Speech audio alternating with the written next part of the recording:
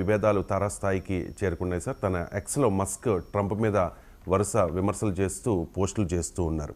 అసలు ట్రంప్కి మస్క్కి ఎందుకు విభేదాలు వచ్చాయి, ఇవి ఎంతవరకు వెళ్ళాయి అంటే ఏం చెప్తారు సార్? ఎంతవరకు వెళ్ళాయి అంటే ఇద్దరు ఒకరికొకరు భారీగా విమర్శించుకునే స్థాయికి వెళ్ళాయి. సో ఈ ప్రాసెస్ ఎక్కడ స్టార్ట్ అయింది, మొదలు అర్థం కావాల్సింది మనకు ఇద్దరి సైకాలజీ ఒకే రకమైంది. ఇద్దరు హైలీ ఈగోయిస్ట్, ఇద్దరు వాళ్ళ సెంటర్గానే ప్రపంచం నడవాలని కోరుకుంటారు. ఇద్దరు కాంట్రవర్షియల్ పీపుల్, ఇద్దరు ఎక్సెంట్రిక్ మ్యావరిక్ పీపుల్. వాళ్ళిద్దరి మధ్య ఫ్రెండ్షిప్ అనేదే చాలా ఆశ్చర్యకరము, ఆసక్తికరం కూడా. ఎందుకంటే అలా హైలీ ఈగో ఉన్నటువంటి ఇద్దరు వ్యక్తులు ఎక్కువ కాలం కలిసి ఉండడం అంత సులభం కాదు. అందులో ట్రంప్ హిస్టరీ తీసుకుంటే ట్రంప్కు ఎవరు కూడా పర్మనెంట్గా మిత్రులు ఉండరు. ఇప్పుడు లాస్ట్ క్యాబినెట్లో ట్రంప్ 28 యాక్టింగ్ మినిస్టర్స్ని పెట్టాడు. అంటే మంత్రులు, తాత్కాలిక మంత్రులు 28 మంది. So that is how the Trump functions. ఒక 2 ఏళ్ల పీరియడ్లో 4 నేషనల్ సెక్యూరిటీ అడ్వైజర్లు మార్చారు, 3 chief of staff, white house staff, white house ఉద్యోగులందరికీ హెడ్స్ను 3 మార్చాడు, 2 ప్రెస్ సెక్రటరీలు మార్చాడు, ఆఖరికి జాతీయ భద్రతా సలహా నేషనల్ సెక్యూరిటీ అడ్వైజర్ 4 మార్చాడు. అంటే that is how Trump operates. అంటే ట్రంప్ అడ్మినిస్ట్రేషన్లో అట్రిషన్ రేట్, ఐటీ కంపెనీలో వాడతారు ఈ పదం, అట్రిషన్ రేట్ అని. అంటే ఎంతమంది వెళ్ళిపోతున్నారని. ట్రంప్ అడ్మినిస్ట్రేషన్ యొక్క లక్షణమే అది. అందులో ట్రంప్ కోరుకునేది తన వ్యక్తిగత ప్రయోజనం మినహా ప్రపంచంలో బంధాలు, అనుబంధాలు, స్నేహాలు, బంధుత్వాలు కూడా ఉండవు ట్రంప్కు. ట్రంప్ ఓన్లీ తన ప్రయోజనం ఏంటి అని. అది దేశాలతో డీల్ చేసినా, బిజినెసెస్తో డీల్ చేసినా, వ్యక్తులతో డీల్ చేసినా, ఆఖరికి సొంత పార్టీతో డీల్ చేసినా ట్రంప్ విధానము హౌ ఇట్ బెనిఫిట్స్ మీ, అంత సెల్ఫ్ గ్లోరిఫికేషన్ మనిషి. ఇలాన్ మస్క్ కూడా సరిగ్గా అదే స్వభావం, తనకేం లాభము. సో అందువల్ల ఇద్దరు ఇప్పుడు ఒకరికొకరు చెప్పుకుంటున్నారు, నేను నీకింత లాభం చేశానంటే నేను నీకింత లాభం చేశాను. రియాలిటీ ఏంటంటే ఇద్దరు ఒకరికొకరు లాభం చేసుకున్నారు. అమెరికాని ఇబ్బందుల్లో పెట్టారు, ప్రపంచాన్ని ఇబ్బందుల్లో పెట్టారు. ఇప్పుడు ఏమంటున్నాడు ట్రంప్, నేను నీకు ప్రభుత్వ సబ్సిడీలు ఆపితే అసలు అమెరికా బడ్జెట్ అంతా బాగా అవుతుంది అంటున్నాడు. అంటే అంత పెద్ద ఎత్తున ప్రభుత్వాలు ఇలాన్ మస్క్ దోచిపెడుతున్నారని. అంటే అమెరికాలో ప్రభుత్వాలకు కార్పొరేట్లకు మధ్య ఉండే అపవిత్ర సంబంధాన్ని ట్రంపే చెప్తున్నాడు. ఏమీ చేయాల్సిన అవసరం లేదు, బడ్జెట్ తగ్గించడానికి ఈ ట్రంప్కి ఇస్తున్న సబ్సిడీలు తగ్గిస్తే సరిపోతుంది అన్నాడు. సబ్సిడీలు, ఇన్సెంటివ్లు తగ్గిస్తే $28 బిలియన్ మేరకు టెస్లాకు, ట్రంప్ కంపెనీలకు రకరకాల సబ్సిడీలు, వ్యాపారాలు, లావాదేవీలు ఉన్నాయి. ఉదాహరణకు ట్రంప్ స్పేస్ ఎక్స్ కంపెనీకి చెందిన రీయూజబుల్ రాకెట్లు నాసా వాడుతుంది.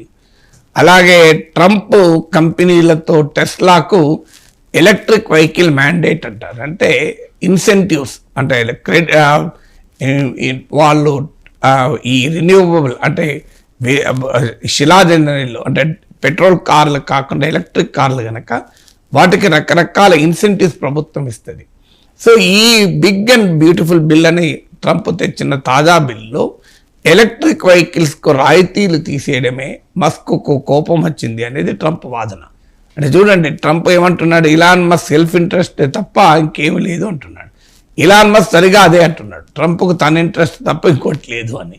సో ఇలాన్ మస్క్ ఏమంటున్నాడు, ఆ బిగ్ అండ్ బ్యూటిఫుల్ బిల్ నేనే కాదు కాంగ్రెస్ కూడా చూడలేదు, అమెరికన్ లా మేకర్స్ కూడా అది చూడలేదు, దీనికి ఓటు వేసిన వాళ్ళందరూ రేపు ప్రజల చేత చిత్కరించబడతారు, మీరు మూల్యం చెల్లించుకోవాల్సి వస్తుందని ఇలాన్ మస్క్ అంటాడు.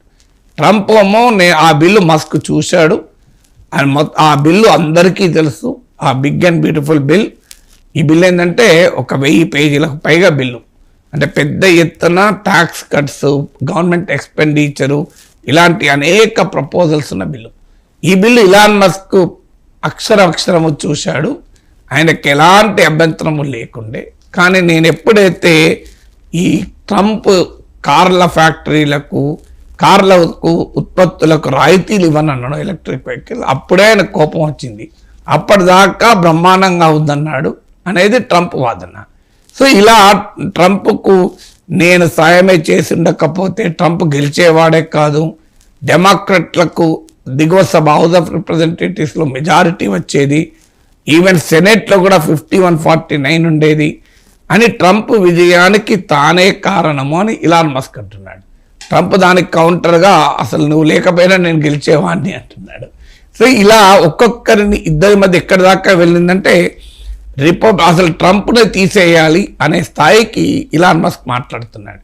ఒక user, Republican party supporter, Elon Musk president ట్రంప్ని ఇంపీచ్ చేయాలి, జేడీ వ్యాన్స్ను ప్రెసిడెంట్ చేయాలి అని ఒక పోస్ట్ పెడితే దానికి ఇలాన్ మస్క్ గుడ్ అడ్వైస్, అది ఎస్ అని చెప్పి దాన్ని ఎండార్స్ చేశాడు. సో అంత క్లియర్గా ట్రంప్ను పదవి నుంచి తొలగించాలి అని కూడా ఇలాన్ మస్క్ డిమాండ్ చేస్తున్నాడు. ఎక్కడి దాకా వెళ్ళిందో దీన్ని బట్టి అర్థమవుతుంది మనకు. సో అంతేకాకుండా రిపబ్లికన్ పార్టీ కూడా మస్క్ పిలిపించాడు. సొంత పార్టీ, కొత్త పార్టీ పెడితే ఎలా ఉంటుంది అని తన ఫాలోవర్స్ను సలహా అడగడమే కాకుండా రిపబ్లికన్లకు కూడా చెప్పింది ఏంటంటే మీరు చూస్ చేసుకోండి, ట్రంప్ కావాలా నేను కావాలా అనే స్థాయికి వెళ్ళాడు. ఎందుకంటే ట్రంప్ ఒక 3.5 years ఉంటాడు, నేను 40 years ఉంటాను అని కూడా రిపబ్లికన్లను హెచ్చరించాడు. ఎందుకంటే ట్రంప్కు ఉన్నటువంటి ట్విట్టర్ ఓనర్షిప్ వల్ల రిపబ్లికన్లకు కూడా అటు ట్రంప్ మస్క్ మధ్యలో సైడ్ తీసుకోకుండా జాగ్రత్త పడుతున్నారు. ఇలా ఎవ్రీ పాయింట్, ఇప్పుడు ట్రంప్ టారిఫ్ల పైన కూడా మీకు ఇలాన్ మస్క్ రియాక్ట్ అయ్యాడు. ఇది ఖచ్చితంగా రిసెషన్కు దారి తీస్తుంది, ఈ ఏడాదిలోనే మనము ఆర్థిక మాంద్యం రిసెషన్ చూస్తాము అని అమెరికా నాశనం చేసేటువంటి స్పెండింగ్ బిల్ ఇది ట్రంప్ మొదట్లో చెప్పిన లక్ష్యాలకు విరుద్ధమైంది. బడ్జెట్ లోటు $600 బిలియన్ పెరుగుతుంది. ఇప్పటికే America 123% of GDP America debt ఉంది. ఇది అమెరికాను దివాలా తీస్తుంది అనేది ఇలాన్ మస్క్ వాదన. లేదు, ఇది బ్రహ్మాండమైన బిల్లు, అమెరికా చరిత్రలో అమెరికన్ పార్లమెంటుకు ఇలాంటి బిల్లే రాలేదు అనే స్థాయిలో ట్రంప్ మాట్లాడుతున్నాడు. ఇక ఈ పర్సనల్ అలిగేషన్స్ ఎక్కడి దాకా వెళ్ళాయంటే ఆఖరికి నేను పెద్ద బాంబు వేస్తున్నా, this is the time for a big bomb అని చెప్పి ట్రంప్ పేరు జెఫ్రీ ఎప్స్టీన్ ఫైల్స్లో ఉంది. జెఫ్రీ ఎప్స్టీన్ అనే సెక్స్ అఫెండరు, వాడు జైల్లోనే చనిపోయాడు. సో ఆ ఫైల్లో ట్రంప్ పేరుంది కనుక ఆ ఫైళ్లను రిలీజ్ చేయడం లేదు అంటూ కూడా ఇలాన్ మస్క్ ఆరోపణ చేసి have a nice day DJT అని పెట్టాడు, డొనాల్డ్ జే ట్రంప్ అని. సో వెటకారంగా ఇది the time for a big bomb అని పెట్టి, so is Trump's name is in Jeffrey Epstein files. అందుకే జెఫ్రీ ఎప్స్టీన్ ఫైల్స్ను ట్రంప్ ప్రభుత్వం తొక్కిపెడుతోంది, విడుదల చేయడం లేదు. ఇది మీరు ఈ పోస్ట్ మార్క్ చేసి పెట్టుకోండి, ట్రుత్ ఎన్నడో ఒకరోజు బయటకు వస్తుంది అని రాసి have a nice day DJT అని పెట్టాడు. సో ఇక నో హోల్స్ బార్ అంటారు ఇంగ్లీష్లో ఈడియం.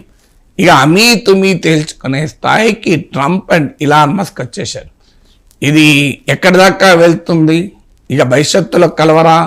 ట్రంప్ లాంటి వ్యక్తికి, ఇలాన్ మస్క్ లాంటి వ్యక్తికి ఎవడు పర్మనెంట్ ఫ్రెండ్స్ ఉంటారు, ఫోర్స్ ఉంటారని చెప్పలేం. ఎందుకంటే వాళ్ళ బిజినెస్ డీల్స్, వ్యాపార ప్రయోజనాలు, సొంత ఆర్థిక ప్రయోజనాలు, రాజకీయ ప్రయోజనాలు అంటే కలుస్తారు, విడిపోతారు. భారతదేశంలోనే రాజకీయ నాయకులు చూస్తున్నాం మనం. ఇక అమెరికాలో ఉండదు, అందులో కార్పొరేట్ నెక్సెస్ ఉన్నటువంటి కంట్రీ, హయ్యెస్ట్ మనకన్నా క్రోనిజము, కార్పొరేట్ నెక్సెస్ చాలా ఎక్కువ ఉంటుంది. సో అందువల్ల మేబీ ట్రంప్ మస్క్ శాశ్వతంగా విడిపోవచ్చు, లేదు మళ్ళీ అవగాహనకు వచ్చి కలవచ్చు. మనం జెలెన్స్కీ విషయంలో చూసాం. సో వైట్ హౌస్ పిలిచి ఘోరంగా అవమానించి ఆఖరికి మెడబట్టి గంటేసంత పనిచేశారు. మళ్ళీ పిలిపించుకొని మినరల్ డీల్ కుదుర్చుకున్నారు. అంటే ఏంటి మినరల్ డీల్ అంటే ఉక్రెయిన్ ఖనిజ సంపదను అమెరికాకి ఇవ్వకపోతే జెలెన్స్కీ దుర్మార్గుడు, దుష్టుడు, మెడబట్టి గంటేస్తాం. లేదు ఖనిజ సంపద అంతా దారాదత్తం చేస్తానంటే come your good friend, terrific guy, nice guy అని చెప్పి వాడితో సొంతకాలు తీసుకుంటారు. సో అందువల్ల మనం చూసాం కదా, ఉక్రెయిన్ ప్రెసిడెంట్ జెలెన్స్కీ ఏ జెలెన్స్కీని అయితే ఆహ్వానించాడో ఆ జెలెన్స్కీని చీదరించుకున్నాడు, మళ్ళీ జెలెన్స్కీతో ఒప్పందం పెంచుకున్నాడు. సో జెలెన్స్కీ విషయంలో ఒక ఫుల్ సర్కిల్ తిరిగింది మనకు. సో ముందు వైట్ హౌస్కి ఆహ్వానించాడు, ఘోరంగా అవమానించారు ట్రంప్ అండ్ వాన్స్ కలిసి, మళ్ళీ పిలిపించుకొని మళ్ళీ ఒప్పందాలు చేసుకున్నారు. So who knows, Elon Musk విషయంలో కూడా ఇద్దరికీ ఒకరికొకరు అవసరం. అనుకున్నప్పుడు మేబీ దే మే యునైట్. ఎందుకంటే ఇలాన్ మస్క్ వ్యాపారాలను దెబ్బకొడతానని ట్రంప్ అంటున్నాడు. అంటే ఇలాన్ మస్క్ సంస్థలతో కంపెనీలతో ఉన్న ప్రభుత్వ బిజినెసెస్ అన్నిటినీ ఆపేస్తానంటున్నాడు. అలాగే ఇలాన్ మస్క్ కంపెనీలకు ఇచ్చే రాయితీలు already big and beautiful bill electric వెహికల్స్కి ఇచ్చే రాయితీలు ఆపేశాడు. ఇవి కూడా ఆపుతానంటున్నాడు. ఇది ఖచ్చితంగా ఇలాన్ మస్క్ వ్యాపార ప్రయోజనాలు దెబ్బతీస్తుంది. ఇప్పటికే ఆయన కంపెనీలు చాలా సీరియస్ ఛాలెంజెస్ ఉన్నాయి. ఇప్పుడు ట్రంప్ మస్క్ల మధ్య ఈ విభేదం తీవ్రతరం కావడంతో ఇలాన్ మస్క్ టెస్లా కంపెనీ షేర్లు ఒక్కరోజు 14% పడిపోయినాయి. Stock market value, so market capitalization అంటారు, స్టాక్ మార్కెట్ సంపద $152 బిలియన్ పడిపోయినాయి. అంటే నియర్లీ మన ఇండియన్ రూపీస్లో చెప్పాలంటే 12,60,000 కోట్లు.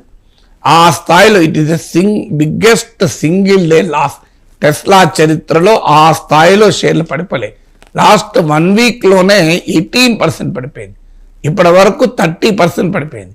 అంతకుముందు ట్రంప్తో స్నేహం వల్ల పడిపోయింది, ఇప్పుడు ట్రంప్తో వైరం వల్ల పడిపోయింది. సో ట్రంప్తో స్నేహం వల్ల యూరప్లో, కెనడాలో బాయ్కాట్ టెస్లా అనే నినాదాలు వచ్చాయి. టెస్లా సేల్స్ గణనీయంగా పడిపోయాయి. దానికి తోడు చైనా BYD కంపెనీ నుంచి గట్టి పోటీ. ఇప్పుడేమో ట్రంప్తో విడగొట్టుకున్నాక పడిపోయినాయి. ఎందుకంటే ట్రంప్ ఇలాన్ మస్క్ కంపెనీలకు ఉండే వ్యాపార లావాదేవీలన్నీ కట్ చేసుకుంటానంటున్నాడు, రాయితీలు ఆపేస్తా అంటున్నాడు. ఇది very big attack on Elon Musk companies. So Elon Musk ట్రంప్కు పొలిటికల్గానే ఎగ్జిస్టెన్షియల్ థ్రెట్గా మారిపోతున్నాడు. రిపబ్లికన్ పార్టీనే తన వెనకాల ర్యాలీ చేయించుకోవాలని చూస్తున్నాడు. ట్రంప్ని ఇంపీచ్ చేయాలి అని మాట్లాడుతున్నాడు. సో అలాగే కొత్త పార్టీ పెడతానని హెచ్చరిస్తున్నాడు. 80% ఆఫ్ అమెరికన్ ప్రజలకు రిప్రజెంట్ చేయాలంటున్నాడు. సో ట్రంప్కు పెద్ద పొలిటికల్ థ్రెట్గా ఇలాన్ మస్క్ మారాలని చూస్తున్నాడు. ఇలాన్ మస్క్ పెద్ద బిజినెస్ థ్రెట్గా ట్రంప్ మారాలని చూస్తున్నాడు. సో ఇది ఎక్కడి దాకైనా వెళ్ళవచ్చు. లేదు ఇద్దరు కలిసి నువ్వు నేను కొట్టుకొని ఇద్దరు నష్టపోవడేందుకు, మళ్ళీ లెటర్స్ కమ్ బ్యాక్ అని కూడా జెలెన్స్కీతో జరిగిన దాన్ని బట్టి చూస్తే it's possible. As of now మాత్రం వార్ నడుస్తోంది.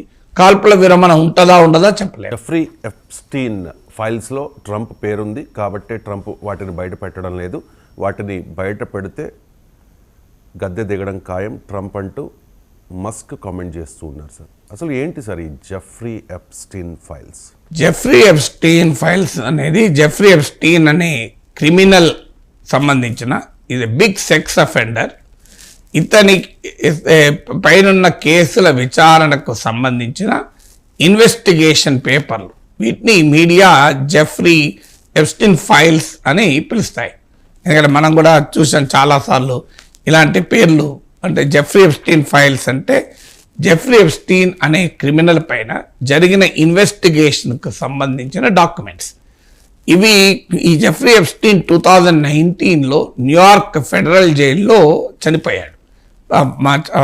అంటే చనిపోయి పడి ఉన్నాడు. సూసైడ్ అని జైలు అధికారులు అంటారు. So nobody knows. ఇన్వెస్టిగేటర్స్ వాళ్ళు అనేది ఎక్కడా వీడియో రికార్డింగ్, CCTVలు ఎక్కడా ఏవీ లేవు. ఎవరు వచ్చినట్టు తానే ఆత్మహత్య చేసుకున్నాడు. లేదా అతని పైన సీరియస్ కేసులు ఉన్నాయి కనుక అవి బయటికి వస్తే నష్టపోతారనుకునే వారేమైనా అతను చంపేశారా? ఇది ఇప్పటికీ మిస్టరీగానే మిగిలిపోయింది. 2019లో న్యూయార్క్ ఫెడరల్ జైల్లో చచ్చిపోయి పడి ఉన్నాడు. సో ఈ ఫైల్స్ను గత కొంతకాలంగా ఇది చాలా రోజులుగా నడుస్తున్న కేసు. గత కొంతకాలంగా ప్రభుత్వం విడుదల చేస్తూ వచ్చింది. ఈవెన్ ట్రంప్ అధికారంలోకి వచ్చాక కూడా కొన్ని ఫైల్స్ విడుదల చేశారు. అయితే దానికి ప్రభుత్వం చెప్పింది అవన్నీ పబ్లిక్ డొమైన్లో లీక్ అయిన ఫైల్స్నే మేము అఫీషియల్గా విడుదల చేశామని. ఇటీవల FBI ప్రకటించింది మరికొన్ని ఫైల్స్ కూడా విడుదల చేస్తామని.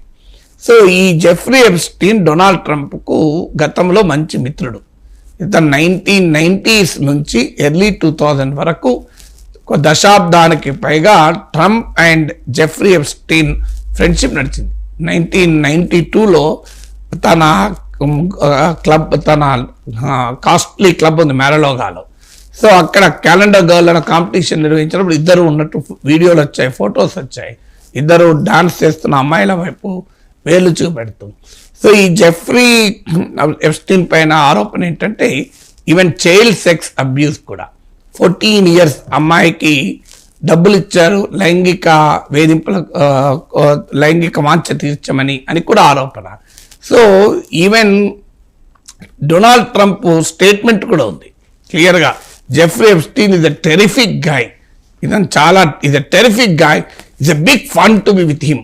అంటే ఏంటి ఆ ఫన్ అది కూడా చెప్పాడు. We both like beautiful women and they are on the younger side అన్నాడు. ఇంత నీచంగా మాట్లాడే ట్రంప్. అంటే జెఫ్రీ ఎప్స్టీన్కు నాకు అందమైన మహిళలంటే ఇష్టం, అందమైన బాలికలంటే ఇష్టం, వాళ్ళు యంగర్ సైడ్ కూడా ఉంటారు, అంటే చిన్న వయసు వాళ్ళు కూడా ఉంటారు అని ట్రంప్ తన పైశాచికత్వాన్ని బయట పెట్టుకున్నాడు. సో ఇవన్నీ కూడా జెఫ్రీ ఎప్స్టీన్ ప్రైవేట్ జెట్లో ట్రంప్ అనేక సార్లు ఫ్లోరిడా న్యూయార్క్ల మధ్య ప్రయాణం చేశాడు కూడా. సో వీరిద్దరికి మధ్య 2004లో విభేదాలు వచ్చాయి. ఫ్లోరిడా రియల్ ఎస్టేట్ సంబంధించినటువంటి ప్రాపర్టీ డిస్ప్యూట్లో ఇద్దరికి విభేదాలు వచ్చాయి. 2004 నుంచి తన సంబంధాలు లేవు అని ట్రంప్ సమర్థించుకుంటాడు. 15 ఏళ్ళుగా నేను జెఫ్రీ ఎప్స్టీన్తో మాట్లాడలేదని. బట్ డెఫినెట్గా ఆ జెఫ్రీ ఎప్స్టీన్ సెక్స్ స్కాండల్లో ట్రంప్ పేరుంది అనేది ఇప్పుడు ఇలాన్ మస్క్ వాదన. ఇది మామూలు ఆరోపణ కాదు.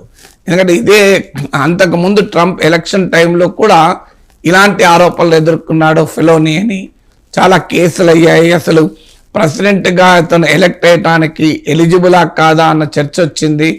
ఈవెన్ ఇప్పటికి కూడా అలాంటి ఇష్యూస్ వస్తే అమెరికన్ ప్రెసిడెంట్స్కు కొత్త ఏం కాదు. బిల్ క్లింటన్ లాంటి వ్యక్తిపై కూడా ఇలాంటి ఆరోపణలు ఆయన ఆఫే చేశారు. సో ఇప్పుడు డొనాల్డ్ ట్రంప్ ఉమెన్ పట్ల వ్యవహరించే తీరు అందరికీ తెలుసు. Is very very controversial sex స్కాండల్స్లో ఉన్నారు. సో ఈవెన్ డబ్బులు ఇచ్చి దాన్ని బయటికి రాకుండా చేశాడన్న ఆరోపణలు కూడా ఉన్నాయి. సో ఈ ఆరోపణలు ఆల్రెడీ ఉన్నాయి. కొత్తగా ట్రంప్ పైన ఇలాంటి ఆరోపణలు కొత్తగా వచ్చేది ఏం లేదు. ఆ ట్రంప్ మీద ఏంది, ఇలాన్ మస్క్ పైన కూడా చాలా ఆరోపణలు ఉన్నాయి. ఇలాన్ మస్క్ పైన ఇలాంటి అంటే మహిళల పట్ల